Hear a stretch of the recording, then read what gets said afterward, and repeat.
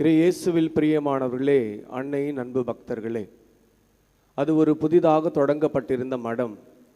அந்த மடத்தில் இருந்த மடாதிபதி தன்னுடைய சீடர்களை அழைத்து, நாம் பொதுவாக இனி வருகின்ற ஞாயிற்றுக்கிழமைகளில் திருப்பலி முடிந்தவுடன் தெருக்களுக்கு சென்று தர்மம் பெற்று அதன் வழியாக நம்முடைய வார செலவினங்களை பின்பற்றுவோம் என்று ஒரு அழைப்பு விடுத்தார்.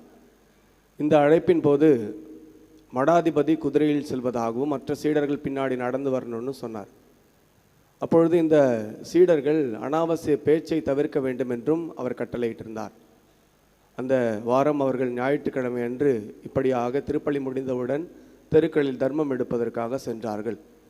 தர்மம் எடுத்துவிட்டு திரும்பி வருகின்ற வழியில் மடாதிபதி அந்த இடையில் இருந்த சுருக்கு பை, பணம் இருந்த சுருக்கு பை கீழே விழுந்துருச்சு.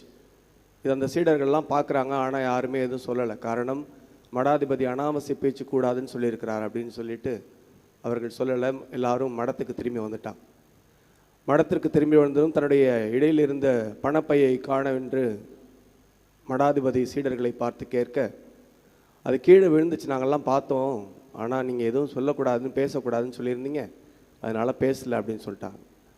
இதை கேட்ட மடாதிபதி சற்று வருத்தம் கொண்டு, இங்கு வாருங்கள், இனி என்ன எப்பொழுதும் எது கீழே விழுந்தாலும் எடுத்துக்கொள்ள வேண்டும் என்று கூறினார். அதற்கு மறுவாரமும் இதே போல சென்றார்கள். அன்று மடாதிபதியிடத்திலிருந்தோ அல்லது சீடர்களிடத்திலிருந்தோ எதுவும் விழவில்லை.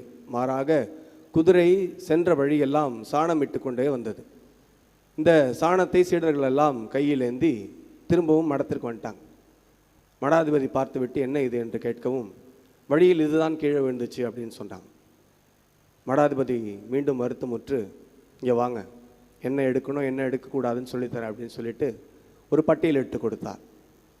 அதற்கு மறுவாரமும் இதே போல சென்றார்கள். அன்று நல்ல மழை. குதிரை சற்று வழுக்கி விழவும் மடாதிபதியும் கீழே விழுந்து விட்டார். அனைவரும் அவர்களிடத்தில் இருக்கிற அந்த லிஸ்ட் எடுத்து பார்க்குறாங்க. மடாதிபதியோட பேர் அதில் இல்லை. உடனே யாருமே அவரை தூக்க விடவில்லை. இதை பார்த்த மடாதிபதி, யாராவது தூக்கி விடலாம்ல அப்படின்னு சொல்லி கேட்கவும், உங்களுடைய பேர் இந்த லிஸ்ட்டில் இல்லை, அதனால் எங்களால் தூக்க முடியாது என்றார்கள்.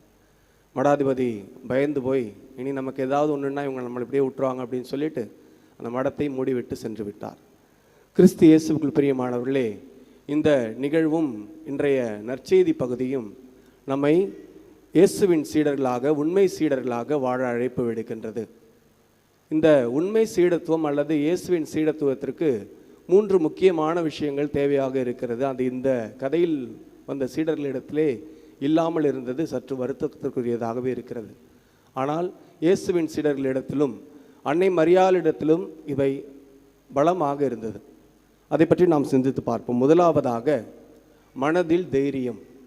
மனதைரியம் என்பது அந்த சீடர்களுக்கு மிகவும் அவசியமான ஒன்றாக இருந்தது. நம்முடைய வாழ்க்கையிலும் ஏதாவது ஒரு நல்லது செய்ய போகும்போது யாராவது திட்டுவாங்களோ அப்படின்னு சொல்லிட்டு பயந்துக்கிட்டு நாம் அந்த நல்லதை செய்யாத மக்களாகவே இருந்து விடுகிறோம். இரண்டாவதாக பார்வையில் தெளிவு. வழியெல்லாம் குதிரையிடுவது சாணம் என்பது அவர்களுக்கு தெரியும்.